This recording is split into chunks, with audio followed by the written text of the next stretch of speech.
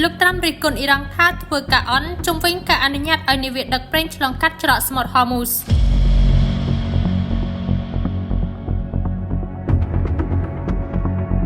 ប្រធានាធិបតីអាមេរិកលោកដូណាល់ត្រាំបានបញ្ជាក់កាលពីថ្ងៃប្រហ័សទី9 ខែមេសាថាអ៊ីរ៉ង់មិនបានធ្វើតាមកិច្ចព្រមព្រៀងឈប់បាញ់ដែលសម្រេចបានរវាងប្រទេសទាំងពីរដែលមិនបានបើកច្រកសមុទ្រហ័រមូសឡើងវិញពេញលេញនោះទេនៅក្នុងការបង្ហោះមួយលើ Truth Social លោកត្រាំបានសរសេរថាអ៊ីរ៉ង់កំពុងធ្វើការអន់ជំវិញការអនុញ្ញាតឲ្យនាវាដឹកប្រេងឆ្លងកាត់ច្រកសមុទ្រហ័រមូស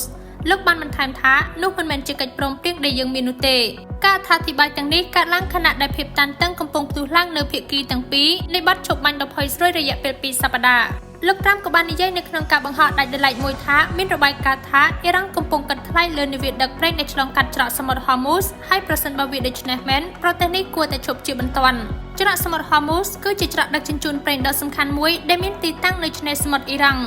សង្គ្រាមរវាងអ៊ីរ៉ង់និងសហរដ្ឋអាមេរិកបានបិទច្រកសមុទ្រនេះយ៉ាងមានប្រសិទ្ធភាពលោកត្រាំបាននិយាយនៅដើមសប្តាហ៍នេះថាបទឈប់បាញ់រវាងប្រទេសទាំងពីរនឹងអាស្រ័យលើការបើកច្រកសមុទ្រឡើងវិញទោះជាយ៉ាងណាក៏ដោយរបាយការណ៍ក្នុងរយៈពេលប៉ុន្មានថ្ងៃថ្មីនេះបានបង្ហាញថាប្រទេសអ៊ីរ៉ង់កំពុងដាក់កំហិតនិងទាមទារការបង់ប្រាក់សម្រាប់ការឆ្លងកាត់ច្រកសមុទ្រហ័រមូស